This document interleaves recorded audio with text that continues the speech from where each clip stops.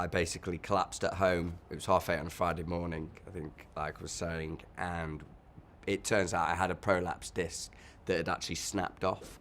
But what happened was I couldn't feel part of my right leg, but I couldn't feel my left leg at all. And they call it red flag because you've got a certain amount of time to get into hospital and get you sorted very, very quickly, of which, thankfully, fingers crossed, we got in. I've got an amazing surgeon who I knew anyway. I had his secretary's number, and thank God she answered, because she didn't always.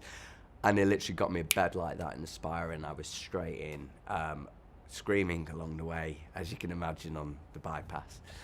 But yeah. You couldn't feel your legs, you've had back surgery, but you also had something on the horizon. My wedding day. Yeah, the big day, which was obviously always in the back of my mind, apart from obviously the stag weekend, because that was first in my head, which unfortunately I didn't make, but everybody went on. But they told me it was great. But yeah, obviously the wedding day, and if it wasn't for Doug and the team, there's not a chance I would have made it. I mean, literally 2 days before we were cancelling, it was that bad. And that's because you couldn't walk? Yeah, because after the surgery, I came out, started to do soft physio, but there was clearly an issue, and my pelvis shifted with the trauma. There was a reaction from surgery, byproduct, and my leg shifted into my body, and my whole body turned. And that's actually when I went back into hospital, and literally the next day I was in with Doug, and I think we had about 5 to 7 days before the wedding at that point. So yeah, it was quite daunting. So was it a case of getting in every single day? I mean, how did they cope to getting in those 7 days? I'll be honest, I became a little bit of a exercise for Doug, and I became quite close very quickly, shall we say. And literally he said, right, I'm going to get you to your wedding. And we worked every day at it, which was quite painful.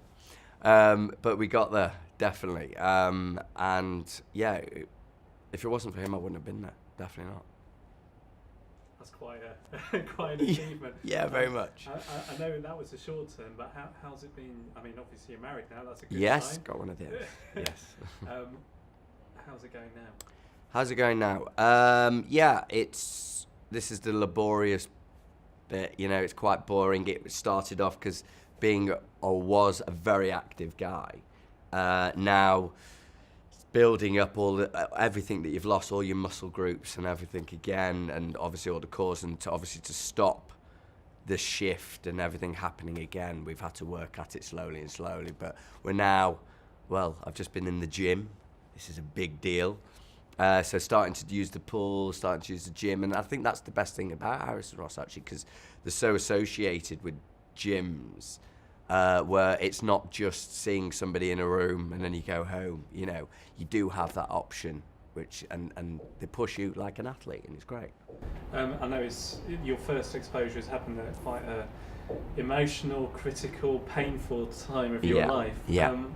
What do you think of the Harrison Ross performance experience, and would you recommend it? I couldn't recommend it enough. I must say, they have, because I've gone through, because I've worked in town and I've worked here in Wilmslow because I live down the road. Every single person I've seen has been brilliant, but they're all ex-athletes or involved with athletes or understand sports science as such.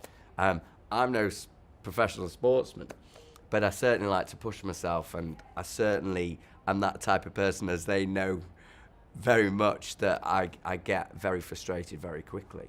And they handle that, I think, quite well. So yeah, I would fully recommend them.